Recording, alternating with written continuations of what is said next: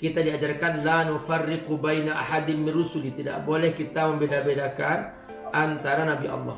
Nah, ini kalian yang akan dihancurkan oleh Allah dan semua keturunan kalian. Nah, pada hari mubahalah, mereka tidak satupun datang. Ar-Rahman 'allamal Qur'an khalaqal insan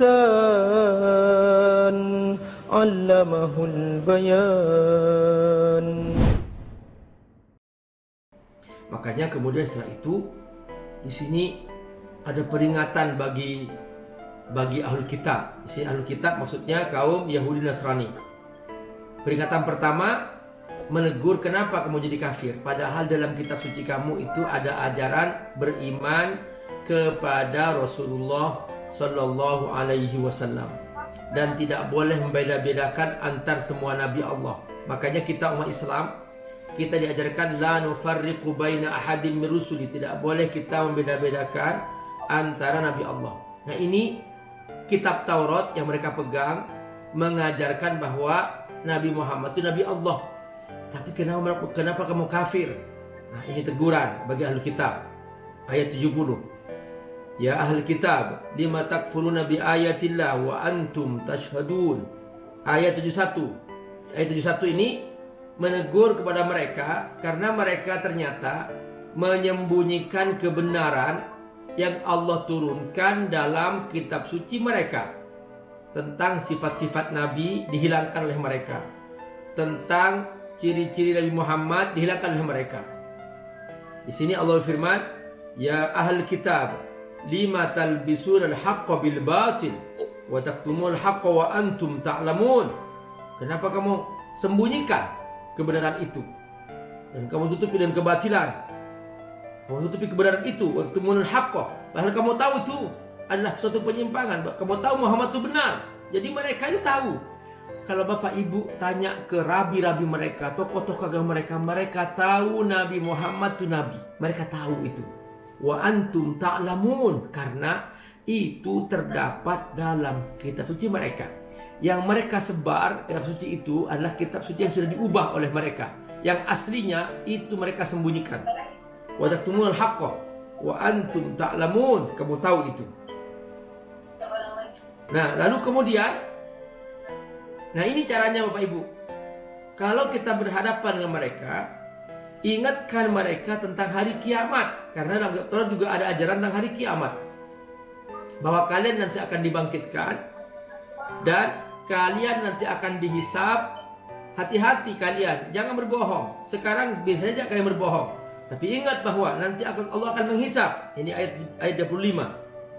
Fakaifa idza jama'nahum liyaumin la raiba fihi wa wufiyat kullu nafsin ma kasabat wa hum la yuzlamun.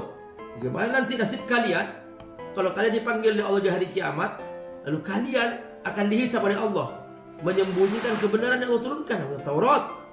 Nah, ternyata kalian nanti akan dihisab oleh Allah Subhanahu wa taala. Kemudian semakin kuat ajakan kepada mereka karena mereka tetap bertahan. Kemudian mereka tetap bersikukuh merasa benar.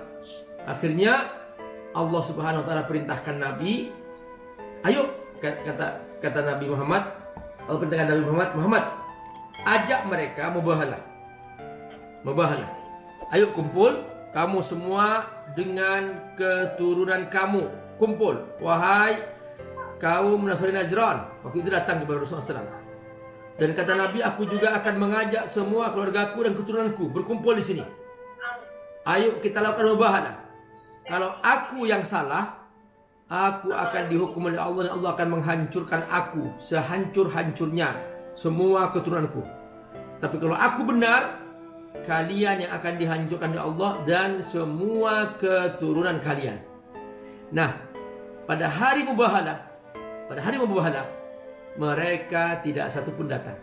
Kenapa? Karena mereka tahu Nabi benar dan mereka salah.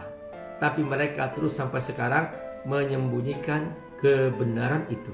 Ini ayat 61. Faman hajjaka fi min ba'di ma ja'aka minal ilm Faqul ta'alu nad'u abna'ana wa abna'akum wa nisa'ana wa nisa'akum wa anfusana wa anfusakum summa nabtahil. Nah ini mubahalah.